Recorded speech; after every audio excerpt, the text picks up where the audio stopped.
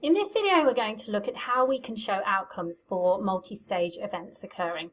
So there are three main ways that we can list the outcomes. Firstly, a list within a bracket. So we might write the number of outcomes for throwing just one coin, for example.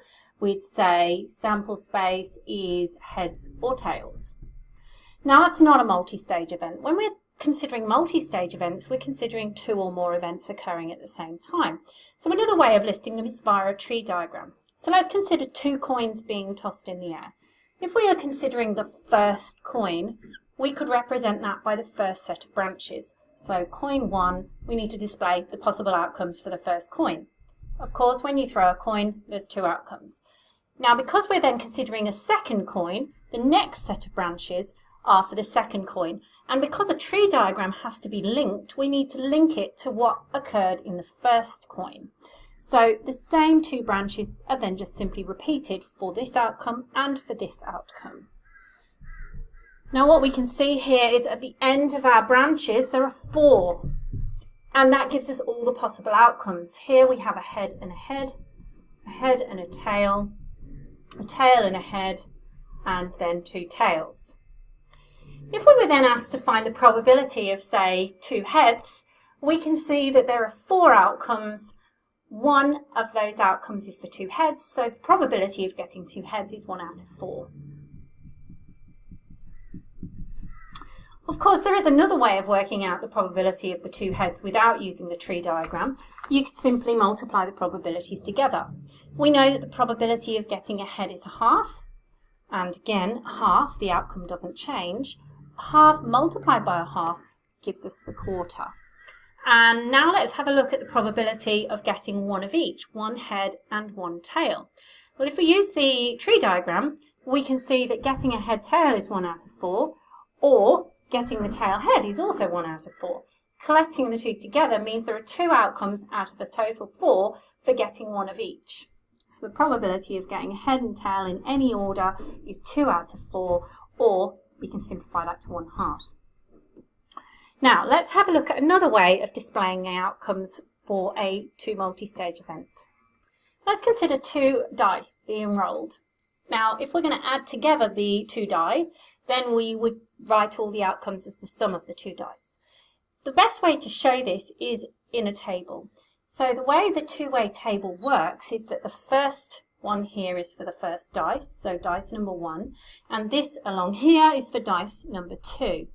And I'm simply doing an addition table because we're adding them together. Now the outcomes on the first dice, 1, 2, 3, 4, 5 and 6, and the same for the outcome on the second die, 1, 2, 3, 4, 5 and 6. And I simply do the addition, so 1 and 1 is 2, 1 and 2 is 3, and so on. And I can completely fill in the table of outcomes for 2 dice. So I'll do that. Alright, so obviously I've filled this table in now. Let's suppose we were looking at some probabilities. We can see here that there are 36 possible outcomes for rolling the 2 dice. Let's look at finding the probability for getting a 7 on the dice. Well, if we have a look, we've got 1, 2, 3, 4, 5, 6 possible ways of getting a 7 out of the total 36, which simplifies to 1/6. If we were after the probability of getting a total of 10 or more, so greater than or equal to 10, then we have a look at all the possible outcomes. There's 1, 2, 3, 4, 5, 6 possible outcomes out of the 36, which cancels down to 1/6. If I was looking for just the probability of getting a 2 on the 2 as a total, then the probability, as we can see, is only one way, is 1 out of the 36 in total. Now I've only considered 2-stage events. If we were considering a 3-stage event, like a 3-child family, we'd draw a tree diagram. We wouldn't be able to show 3 possible combinations within a 2-way table. So let's look at showing the outcomes for that 3-child family. So draw a tree diagram showing the first child could either be a boy or a girl. Then we move on to the second child, which is the next set of branches.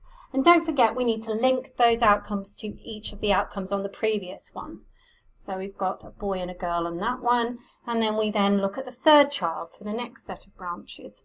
Altogether, once we've completed the tree diagram, we should be able to see that there are 8 possible combinations for a 3-child family. Let's find the probability that all 3 children will be boys. So probability of 3 boys, well, 8 outcomes we have here. The 3 boys is at the end of this branch. So we have boy and boy and boy, which is 1 out of 8 possible combinations. And that's how you show multi-stage experiments.